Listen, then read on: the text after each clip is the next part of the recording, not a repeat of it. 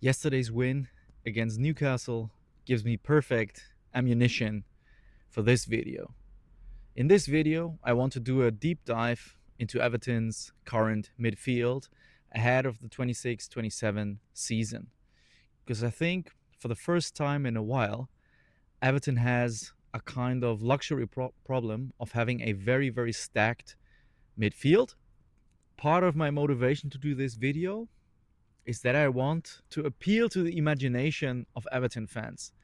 Because in recent years, I don't know for how long, we have gotten used to having a midfield and almost having a team overall that more or less picks itself. We often had very clear best options. We often had also a very thin squad. So for a long time, we had already specific players in our head that should be in the Everton starting 11. I think what we as Everton fans, since we got used to playing so one-dimensionally so many times, what we have to learn is, especially with young players, we have to be more imaginative.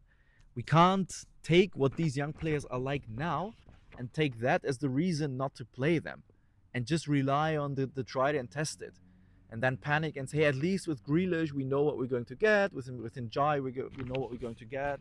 So always only play the guys we know.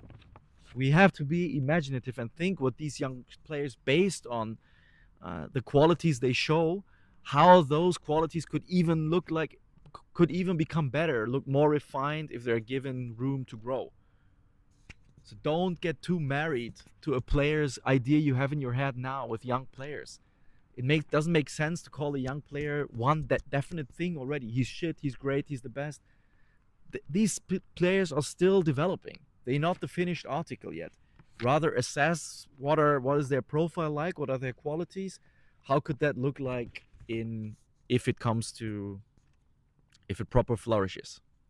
We have several options, and I want to encourage Everton fans to be open to the idea that we may not have only one best 11 and then a rest of supporting cast. I think we, for the first time, have a squad with depth where we have multiple options to select our starting 11. I hope Everton goes into this season with that mindset. I think that was especially brought to prominence through Pep Guardiola, who was known to heavily rotate his teams throughout the season and use that a deep squad to his advantage. I'm not saying Everton is on that level, but we have several first team options, and I hope the coaching staff, the club, uses that to their advantage and not to their disadvantage. And to illustrate that point maybe a little bit more, let's look at some of the Everton midfields in the past seasons. So if we look what were prominent players within an Everton midfield in the last 5 to 10 years, I think one of the most prominent players there is Idrissa Gana Gueye. Then we had players like Abdoulaye Doucouré feature there heavily. We had, for 2 seasons, we had Amadou Onana. We had Mangala for a season. Before that, we had Fabian Delph. We had Tom Davies. We had, I remember midfields with Andre Gomes, Gylfi Sigurdsson. But especially let me go into the last years. I think if you compare Everton 2 seasons ago and pretty much since after Ancelotti left, if you compare that Everton midfield to what we have now, I think you can almost claim Everton have done a 180 in terms of midfield profile. Compare Idrissa Gana Gueye, Amadou Onana, and Abdoulaye Doucouré as a midfield to Hayden Hackney, Harrison Armstrong, and Keenan Dewsbury-Hall, the midfield we fielded yesterday. Like, that's night and day. It's night and day in many ways. So we have moved to a new approach, or we've recruited a new profile of midfielder, which also exemplifies what I've said before. Everton's style of play is heavily in transition. We go for a more balanced squad, one that is much more comfortable with the ball at their feet. We try to approach games in a much more controlled manner. without hopefully losing some of the grit that were characteristic for Everton during their times when they were a little bit threatened by relegation, but escaped these tumultuous seasons often through fight, determination, and a at least a clear identity in their style of play. It was a simplified, one-dimensional identity, but at least we had one, and we had players that, under pressure, at least were able to perform quite well. We had Dwight McNeil, specializes in crosses. We had Doucouré, Calvert-Lewin, defenders who can defend in the box. We had a simple, but we had at least an idea. We had one plan only, but we had at least players that suited that plan. And I think because of that, we were able to survive. Richarlison, another one, I think, who thrived under such a setup. But now we go for a more dimensional approach, I would say. We go for players that reflect that.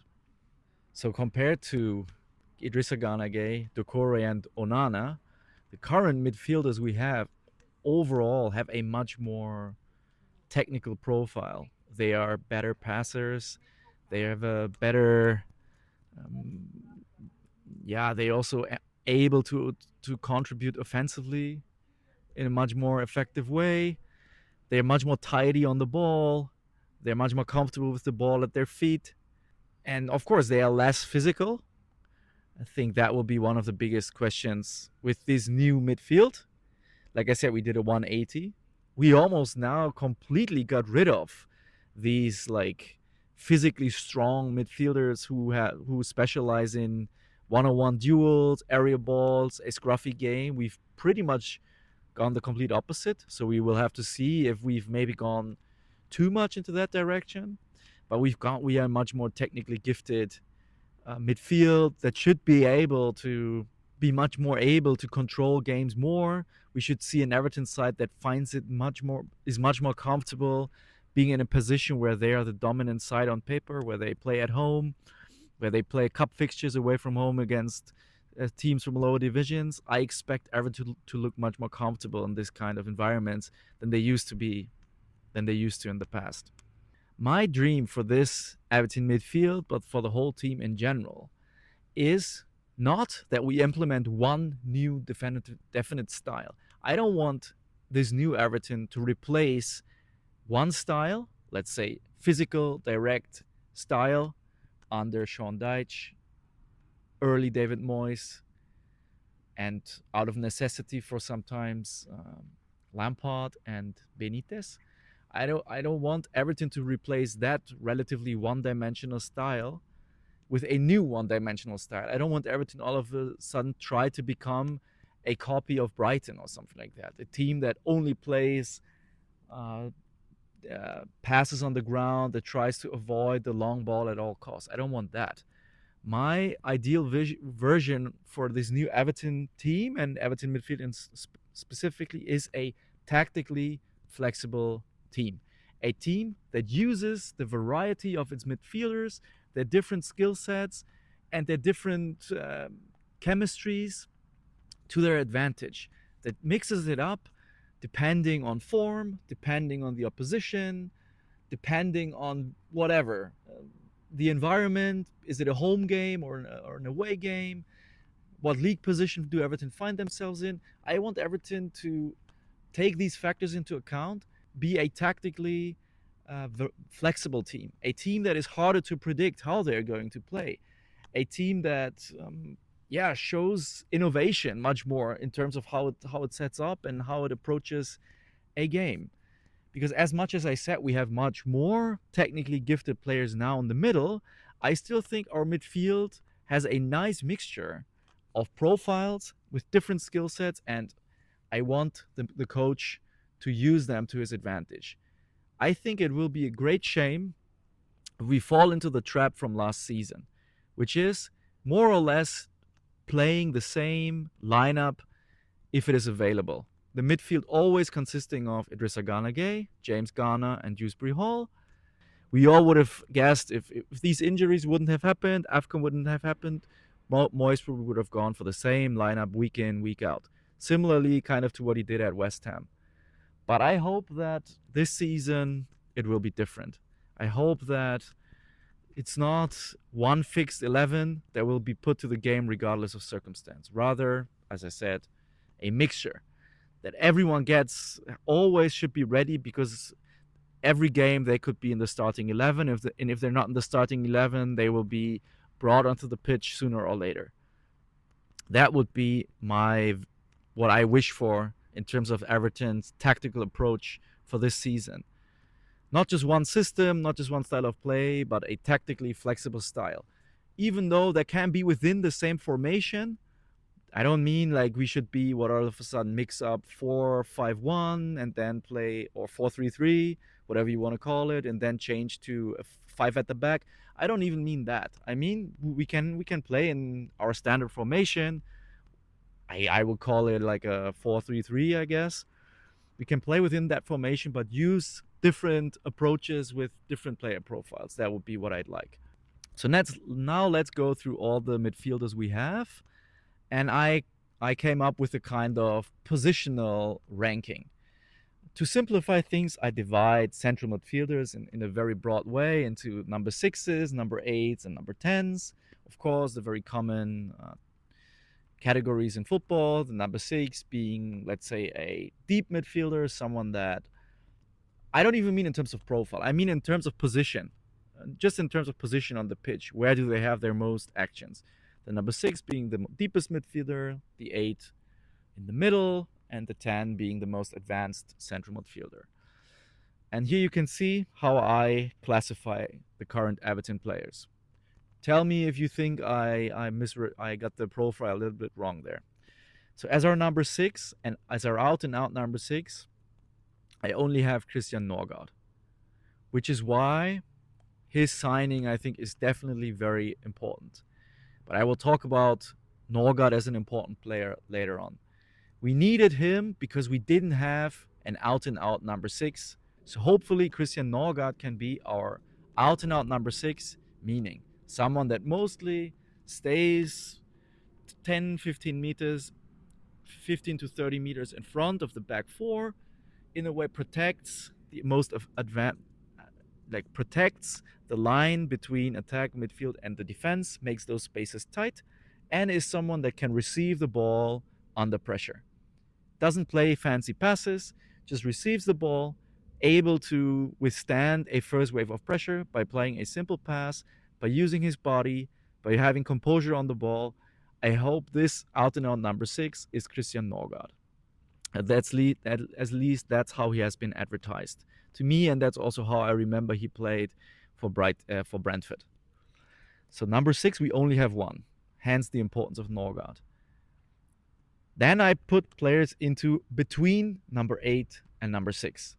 And in that bracket, I have James Garner. James Garner to me has the skill set of a number 8, more or less, meaning he has a well-rounded skill set. But I think he is a player who is most effective playing a little bit deeper. We're going to talk about each player's individual qualities, but I think Garner has a strong defensive game for a midfielder. He can he can function as someone that disrupts the opponent's attack through the middle. He plays a lot of good safe passes, and he has a good shot from distance. But I don't think he's the one that plays the killer through balls for someone like Beto. Then we have number 8. Who do we have? On number 8, I have put Hayden Hackney and Harrison Armstrong. These two for me are our most out and out number 8s. I've elaborated that point a lot on my Harrison Armstrong video. I see them as almost equally as good going forward as going backward. I think their strongest game is exactly unfolded around the halfway line. And yes, they have both lots of attacking qualities. They can play through balls. They can be a goal threat. They have a shot. They have shown that they can also have a presence in the opponent's box and be useful there. But they also have playing against the ball in their own half. They also have a lot of qualities in that regard. Then I have the category between 8 and 10. And here I will put Kiernan Dewsbury-Hall, and Merlin Røhl. Even though I lean Merlin Røhl is the more offensive one to me. I think Dewsbury-Hall is best positionally. Yeah, he's right in the middle of them. He often ends up playing as the most advanced central midfielder for Everton.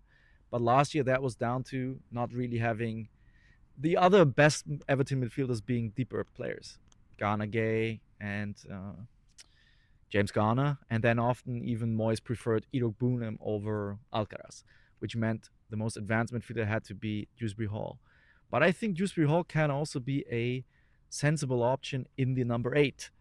There are scenarios where I think Dewsbury-Hall as the 8 and a more advanced midfielder in front of him could also be something that makes sense.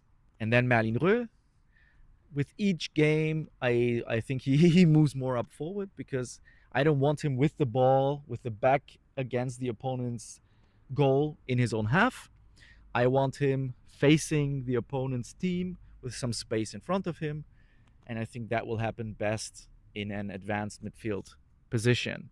And then as an out-and-out number 10, I've put Carlos Alcaraz because he is, in that sense, the most clearly has his best attributes with anything with the ball towards the opponent's goal. With his back against the goal, he can be a liability, which we saw, for example, in the opener last season against Leeds, where he had the crucial slip-up that caused Leeds' penalty. And yeah, no, you don't want Carlos Alcaraz with the ball in your own half under pressure. That is not where he's comfortable. But he can definitely play a good through ball in the number 10. I think he is underrated, and he was underutilized last season, especially in combination with Beto. Because in 24-25, him and Beto in the second half of the season, they were a good weapon for Everton. These two mixed together, I think if you play Carlos Alcaraz, or rather, if Moyes plays Beto, I think it's a smart idea to play him with Carlos Alcaraz. Because from all Everton players, he is the midfielder best suited to bring out the best in Beto. He plays, in my view, the best deep balls in that Everton team. Overall, though, from all the players I mentioned, I think he has the most limited profile. Don't want to say he is the worst player, but he offers the least flexibility from all of them.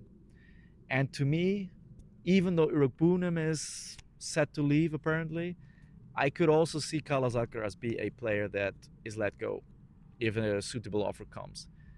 If we keep him, though, I'm fine with him because he has utility, and we should also use Carlos Alcaraz. Let me mention what, in my view, are the best characteristics of these 7 midfielders I have mentioned here. So once again, Norgaard, I have wrote down discipline, protect the back 4, safety on the ball, physicality, calm on the ball. In my view, sums up his best attributes. James Garner, grit, passing, but let me qualify passing, playing safe passes, playing sideway passes and distributing the ball to the wingers, shooting from distance, definitely, control, and he has a good mentality. He's a leader. He's always in the fight when there's a game, which is a very important quality.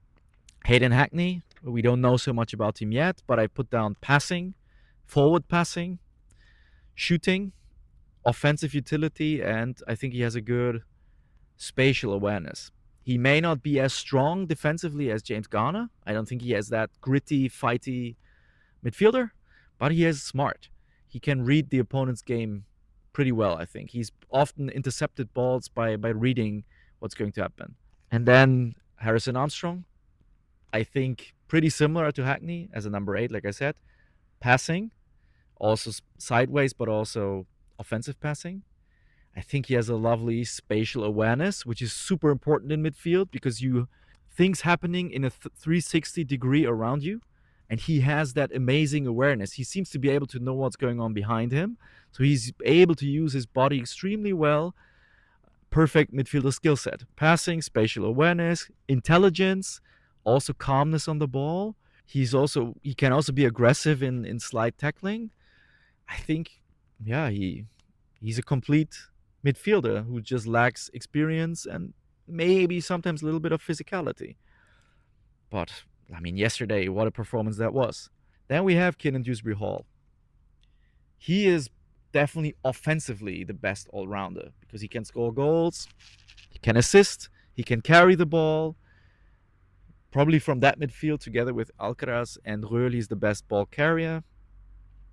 He's strong running. Like, he's always giving 100% effort and he's never tired. He has a very good mentality and he also has a very high footballing intelligence. Always or mostly plays the right pass, and it has also the experience. He is, as it stands, probably the most well-rounded midfielder Everton have. And then we have Merlin Röhl. What is Merlin Röhl? What are his best qualities? He can run. He has amazing running capability. And he also has an end product. He can play a good ball, which Dewsbury-hall also has. He's a good end product. He can shoot.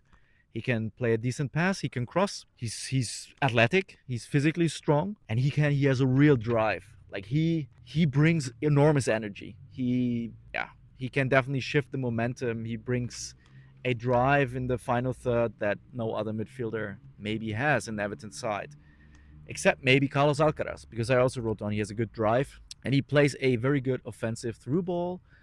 And when given the chance, he has a good offensive skill set. Not amazing, but he can also have a good shot. So very useful in the number 10 spot, but maybe not the most. Doesn't lose control, and I haven't seen many defensive capabilities. But what he has, he's a fighter.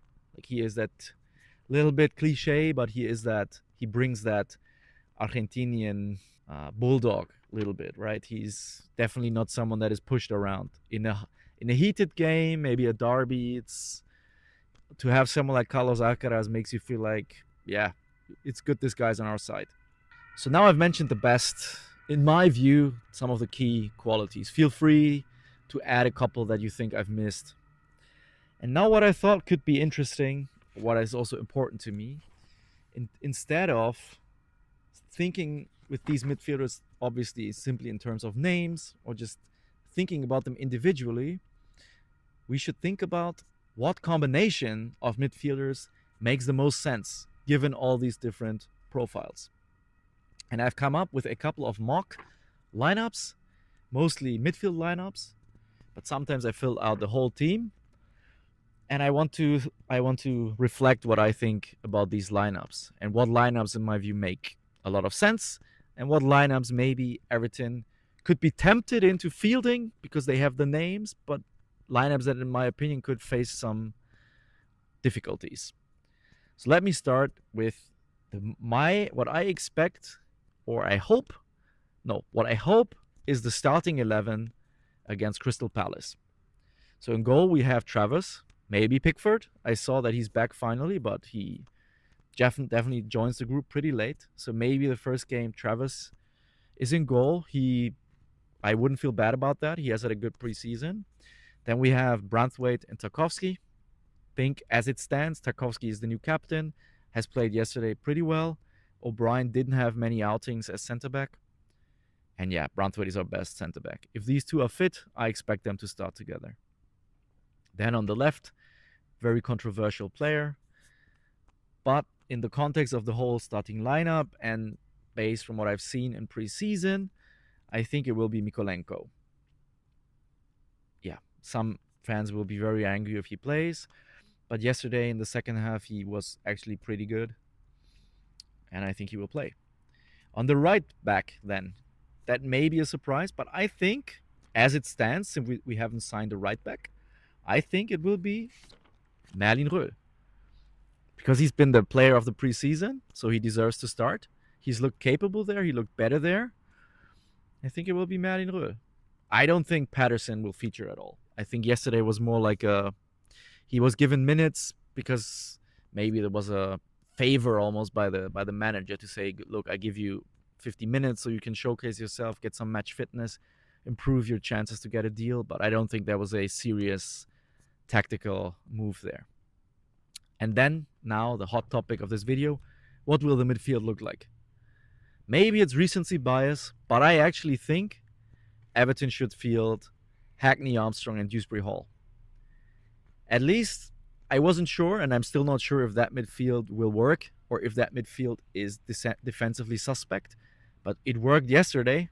It was one of the best midfield performances we've seen in months. So I think these three should play. James Garner is still injured, and Christian Norgaard hasn't joined the group yet. He may play against Lille, but I don't think he would deserve to go straight into the starting 11. All three, Dewsbury-Hall, Armstrong, and Hackney, have had good games, especially against Newcastle, played excellent games, all three. So these three should start. But maybe what I would change, that could be, I don't know how that will work, but I would maybe swap Armstrong and Hackney. I know it sounds weird because Armstrong had assists, but I think Armstrong, if it comes down to it, is better suited as the deeper midfielder than Hackney. Because Armstrong is a little bit calmer on the ball. Hackney wants to play offensive balls all the time. Armstrong is a little bit more composed. Will that mean he loses his offensive influence? Maybe, but I think Hackney can make up for that, and Armstrong can also be very valuable as the deepest midfielder. But in this setup, it would still be a very offensive-minded midfield, and Armstrong would be in that position because I think he can contribute offensively. So I would also want him to do that in a game against Palace. But I would rank these players. I would put Armstrong as the deepest midfielder there. And then the attack from yesterday. I think Njai has to be in Everton's team, even though he hasn't had much of preseason, but he has been Everton's best offensive player for 2 seasons straight. And also yesterday he played a good game. So I think Njai is the lock. And then the remaining spot on the wing is open to competition. It's George, Dibbling, and Johnson fighting for that starting spot on the wing, because we can literally plug. Njai can play both left and right, seemingly on the same level. But George had a monster performance yesterday and overall had the better preseason compared to Dibbling. So I think George should start, and Barry up front. Absolutely. Clearly the winner of the striker battle there. So that would be my starting 11 for Palace. Now let me do an alternative starting 11 for Palace. If Norgaard is fit and deemed ready and plays a good game against Lille, then I could see Norgaard come in for Hayden Hackney. On paper, to me, that would balance out the midfield a little bit better, would be a more balanced approach. And because of that, because Norgaard would be a more defensive midfielder with a more refined defensive skill set, that would, to me, allow Everton to get away with playing Asnu. It would be something I would definitely want Everton to try. Because Mykolenko is in my first 11 there, because the midfield is so offensive. Then it's helpful to have a left back who prioritizes defending. But if the midfield is more balanced out, I think based on preseason, Asnu should start. That's my wish. Do I think that will happen? Probably not. Well, let's be honest, probably Moyes will still pick Mykolenko. But that would be my alternative starting 11 against Palace. Then let me move on to another starting lineup. And I call this lineup the names lineup. The lineup that will be picked if you purely go off names. Okay? And I think a lineup many fans would like. But in my opinion, these are fans that think Everton should have one definite lineup, and then they pick the best names available. That is the lineup I think many fans will come up with. So in goal will be Pickford, and then Branthwaite-Tarkowski. I agree on that front. Right back so far would be Röhl, but could definitely be the new right back. And left back would be still Mykolenko, I think, just based on names. Because Asnu has the potential to be better, but we haven't seen it yet.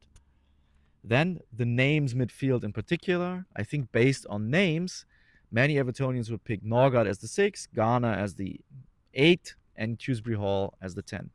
And then we would put Njai, George, and Barry as well. So that's the names lineup. And that lineup could look even worse. I think that would be the nightmare lineup to me. That would be Branthwaite-Tarkowski, and then Mykolenko and O'Brien. the same midfield, Norgaard, Garner, Dewsbury-Hall, and then even Johnson and Beto.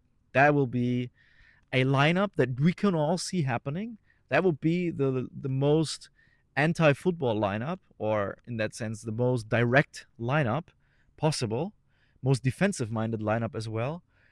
I'm sure this lineup will appear at some point, but I think it will be a terrible lineup. It will be a terrible lineup, but under certain circumstances, that lineup can make sense. Part of it. Not with O'Brien, though. O'Brien on the right, I think, is always a bad choice. And now let me move on to formations, now only midfield formations. I think we should think the midfield from the number 6 position, because we only have two, in my opinion, options. On paper, we have only one option, and that is Norgaard. So I put it together a couple of lineups that, in my opinion, work and make sense with Norgaard. If you play Norgaard, it makes sense to pair him with Armstrong and Dewsbury-Hall. Then you have two football players who can really play nice football and can contribute offensively. That would make sense. Dewsbury-Hall can be the 10 together with Norgaard if you have a player like Armstrong, or you could also put in Hayden Hackney here. It wouldn't be much of a difference. So you need a number 8 then with Norgaard, in my view, if you want Norgaard and Dewsbury-Hall together, a number 8 that can also contribute offensively. Or an alternative that would make sense, if you want Norgaard and Garner, and let's be honest, I just put on the name 11. Based on names, everyone will say Garner has to play based from last season. Yes, of course, he has been Everton's best midfielder probably last season. Or Dewsbury-Hall and him have been head and shoulders above the rest.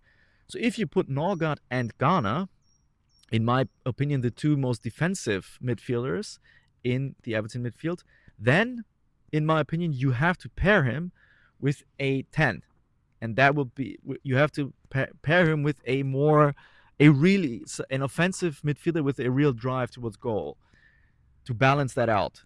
So that would be Alcaraz or Merlin Röhl. You already see, so the names midfield, in my opinion, is not always the best choice. I think that midfield, the name midfield, Norgaard, Garner, and Dewsbury-Hall, is unbalanced. It makes sense in terms of the names. Yes, these three, you could argue, ahead of the season are the best names, but I don't think, in a tactical sense, balancing out each other's balanced in the right way. I think it's heavily balanced towards control and defensive solidity, but it lacks offensive power. Let's take back to the Norgaard-Garner combo, which is likely, but often I will not be the biggest fan of. So you should pair them with Röhl or Alcaraz. And if you pair him with Alcaraz, for example, then it would make sense to me also then to put in Beto. And even then, it would make sense under this approach to put in also someone like Brandon Johnson with the support of Merlin Röhl. That lineup will be not great on the ball, but it will make sense to me if Everton goes for a direct game plan. If Everton's plan is to play on the counter and they want to play extremely direct.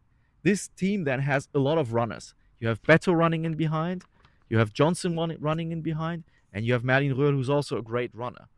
So if we envision a game which is run intensive, where Everton won't have much of the ball, but be able to exploit spaces in behind, then such a lineup, to me, it would make at least sense. It will not maybe look so nice on paper, but as a combination, it could make sense to me. It wouldn't make sense, for example, then to play that team with O'Brien. Then again, you don't have enough offensive power. You never get out of your half if you play with players of such profiles. These lineups were lineups with Christian Norgaard as your number 6. But I think it's very important, and I want to stress, Christian Norgaard should not be a player that automatically starts week in, week out. Maybe that's why he comes here. He wants a bigger role compared to Arsenal, but he shouldn't be given a guaranteed spot immediately. No disrespect to him, but he did a good job at Brentford, and then he got his move to Arsenal, but he didn't play much at Arsenal. He played in the European competitions and had a couple of cameos. But Christian Norgaard is not a player of a quality that immediately means we have to structure every midfield around him because he's the first name on the team sheet. He can be helpful in many scenarios. I think especially away from home, if we play against teams from the top half of the table, it is often smart to put in Norgaard to protect the back four. Teams that have a very technically gifted midfield, it may not be always the best idea to try to match them in terms of our technical midfield, to try to win a passing contest and a control. So then, on paper, of course, Everton does not sign players of the same quality.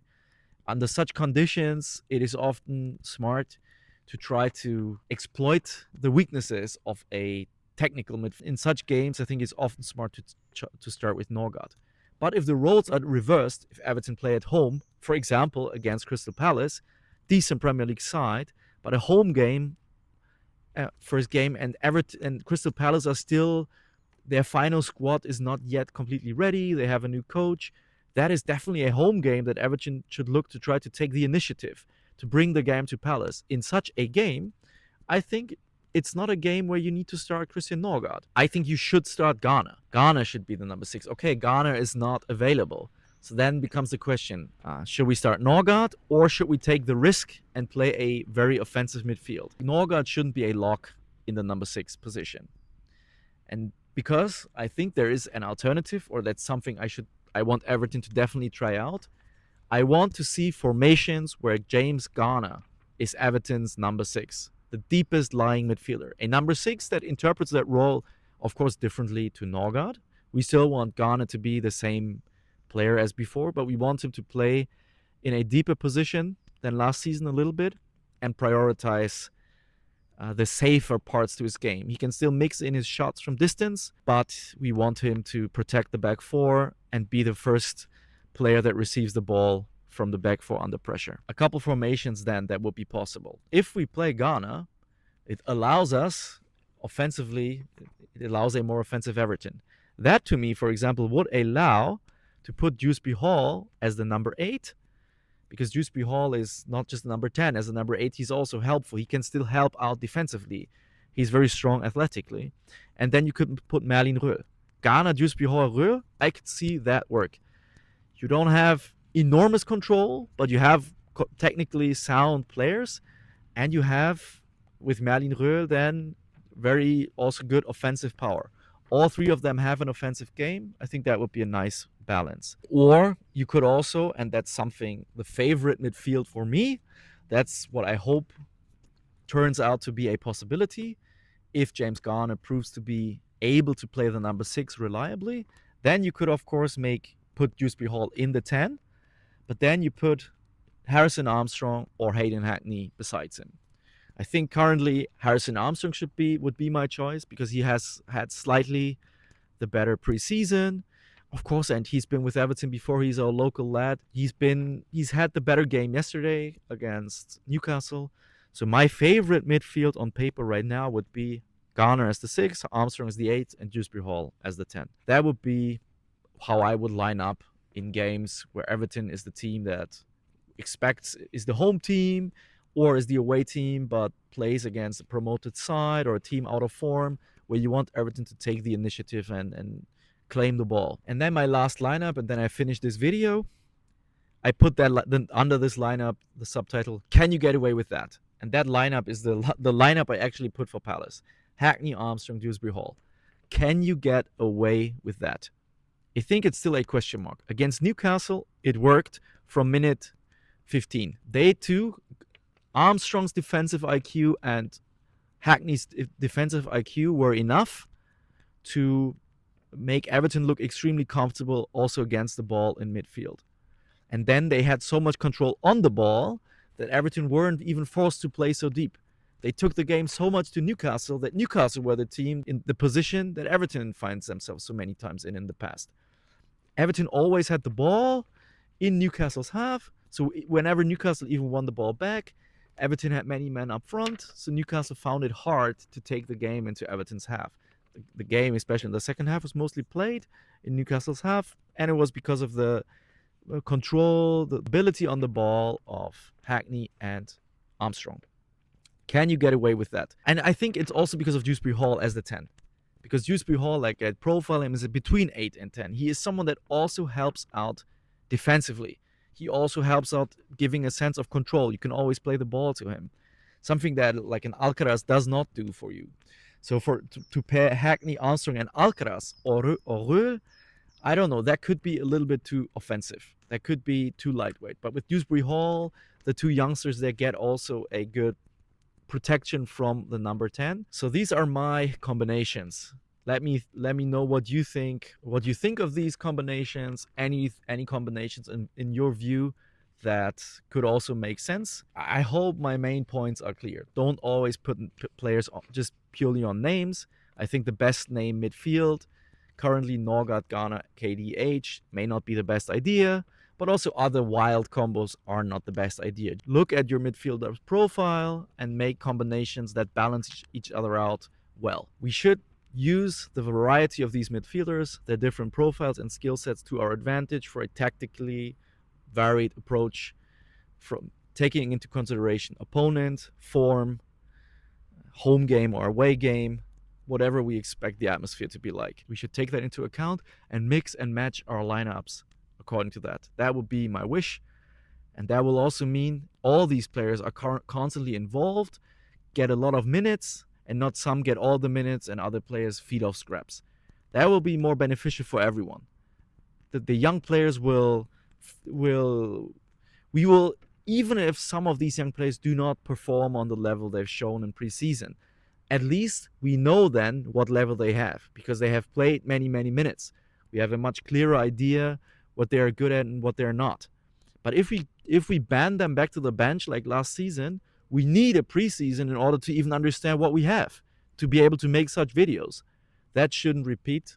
That shouldn't happen again. Otherwise, enjoy the rest of your day. See you soon. Adios.